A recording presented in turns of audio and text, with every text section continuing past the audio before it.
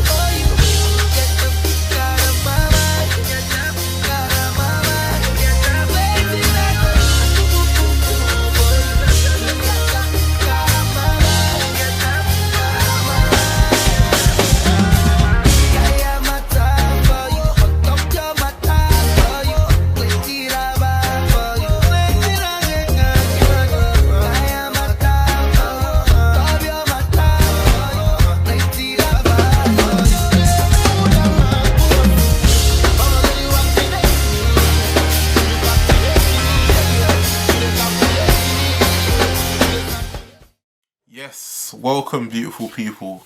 If you're not subscribing already, subscribe to Brens World down below. If you're new to the channel, you're gonna find out how we chop it down, basically, yeah. So far, you would have seen a little glimpse and little intro of me in London Bridge. And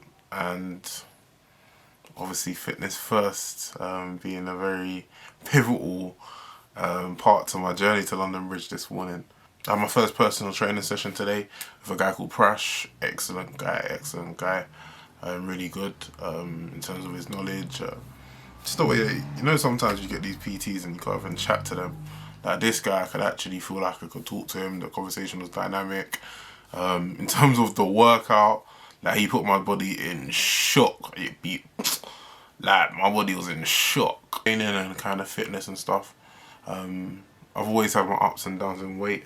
At the moment, I'm a bit more up than I would like to be, and obviously I've also partaked in different physical activities as a youth. Do you know what I mean? But anyway, yeah, the workout was the one. My body was in shock. Literally, when he was talking to me about all of these prize plans, I was sitting there thinking, bro, why would I pay to be in pain? Like, why would I pay to be in pain? My back. See, my back was hurting, my legs was hurting, new parts of my legs were hurting. Like, it was 45 minutes and everywhere was hurting. Something that I do that's a bit naughty. I don't walk to the station in the mornings, right? I jump in my car, zoom 2 minutes. Instead of having a 10-minute walk, I zoom 2 minutes to the station, and then I jump on the train. So obviously one morning I'm zooming to the station and on my car, it pops up going boop, boop, boop, boop, boop, boop, boop, boop. Low pressure tyre, rear tyre. I'm like, oh, this is weird. They don't normally say which tyre. Like, this is normally just says low pressure tyres, not rear right. So anyway, I've ignored it. I'll come back home thinking, oh, tough day, probably like a 14-hour day. Thinking, let me just grab a little special fried rice and kick it at home. Do you know what I mean?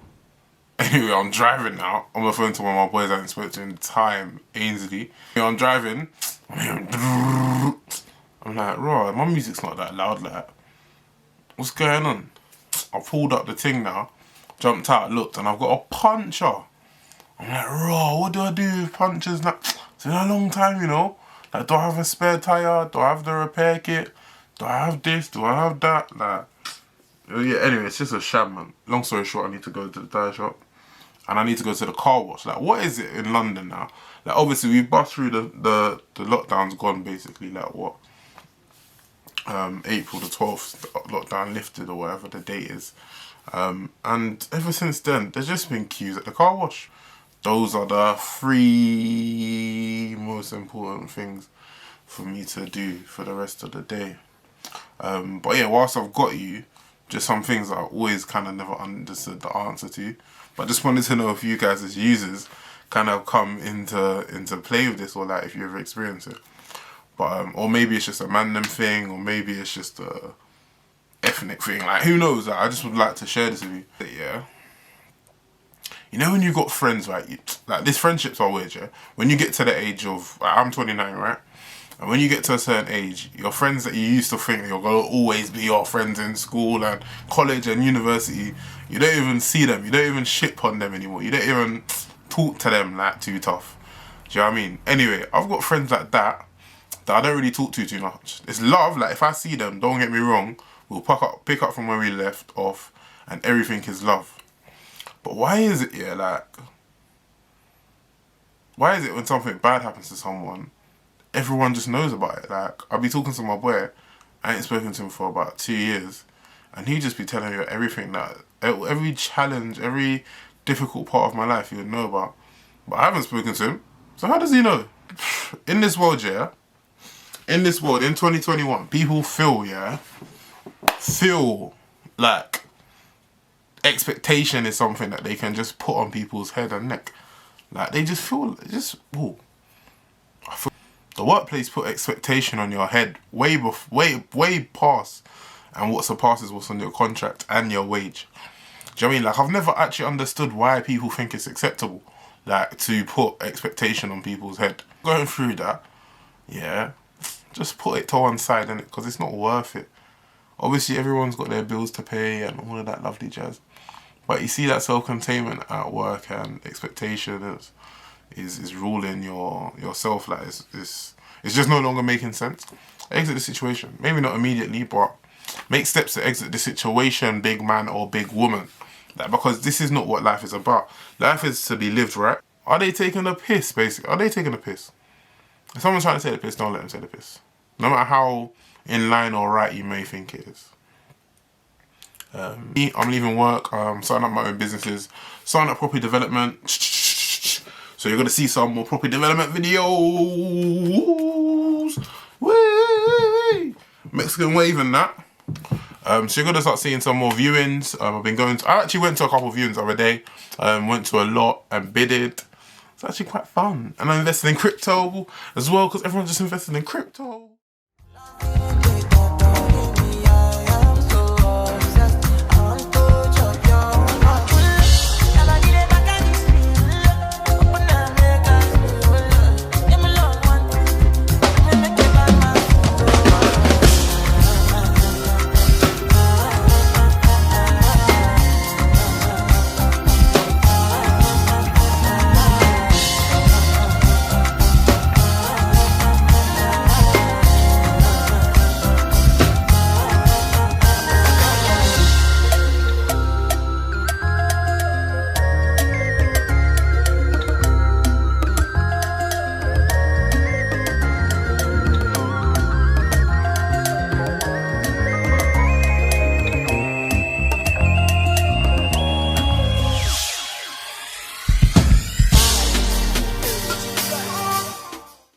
Cool, so two things that I want to raise, right, that I'm no longer accepting. If you get in my car and you leave something in my car, I'm going to come to your house and I'm going to bring those things. Why is that motorbike? Does he not know I'm recording it? Anyway, two things. If you leave something in my car, I'm no longer just going to take it out of my car and just put it in the bin. I'm going to bring those things and I'm going to leave it outside your front door. Every time you do it, you're going to be like, oh, I recognise this, but I can't quite understand where it's come from. I'm going to leave it outside your front door. If you live in Wales, you're in my car in London and you live in Wales, I'm going to drive to Wales. If you live in Amsterdam, I'm going to drive to Amsterdam and put the things back outside your house. Stop leaving stuff in my car, like, unless you've been given a consent form that says you can leave the stuff in the yard, in the car, then don't. Do you know what I mean? Obviously the money, if you leave money in the car, then yeah, I don't know what. I don't think I'll be leaving it outside anyone's door, but yeah, that's that. Secondly, People's cars are dirty, man. I remember getting in people's cars and there's bare shit in there. There's banana that's been in there, like a banana tree growing in the fucking car. So anyway, people, when you get in your friend's car next time, just pre-war going in their car. Pre how dirty the fucking car. And tell them to open up the boot, like on a banter thing, and record. We should do a challenge, innit? Record your friend's boot challenge. Just pull up and then say, yo, Brendan, open up your boot, and then just record it there. Yeah, I know that's dirty bomber clock things in there. Certain people have different bags packed and shit.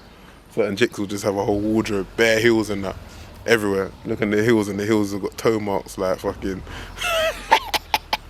I'll be even brazy. But yeah, I'm just waiting for this guy to come out because we're doing a photo shoot. Obviously, as you can see, I go from here to lighting's cool, I go from here to lighting's cool. And he's just gonna make me do more editing, increase exposure, brightness. He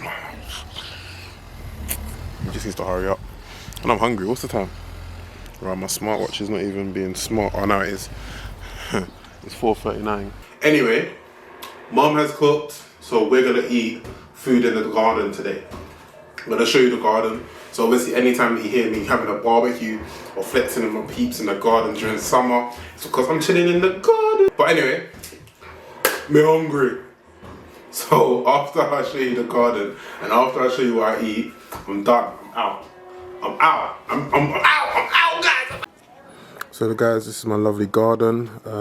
Big shout out to my mum because mum is the reason why the garden looks so good. Just gonna give you a little tour so you guys will know that when I'm talking about barbecues, what the venue and the scenery looks like. So these are some of Mum's plants. I would like to know what they're called, or pretend that I know what they're called, but I don't.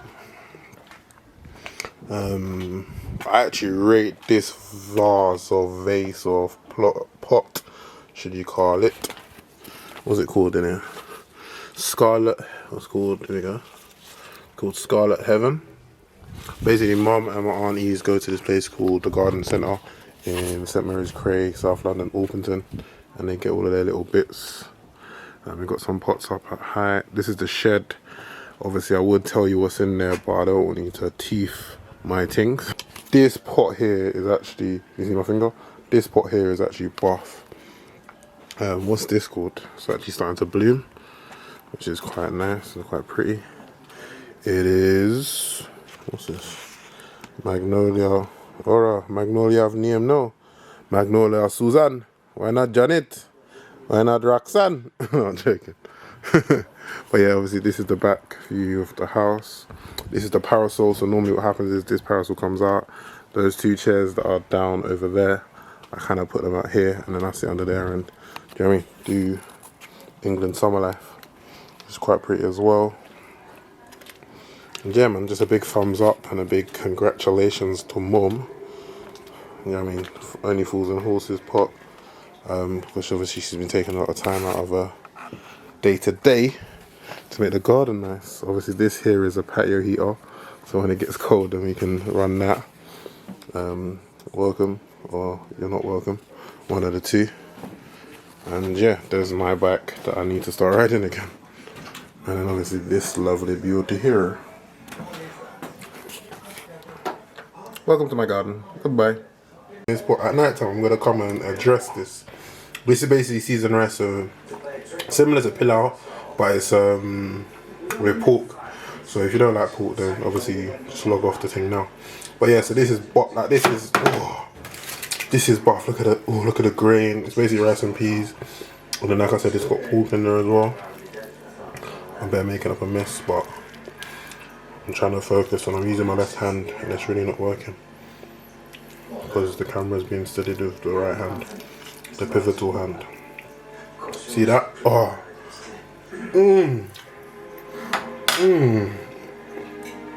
If your loved ones don't cook with time and them thing there, they're finished. And obviously the barbecue chicken to go off of it. So yeah, this is Brens World and I'm signing out. Thanks, and I hope you enjoyed the day with Brens. Subscribe, like, share, and look out for the next video. Bye bye.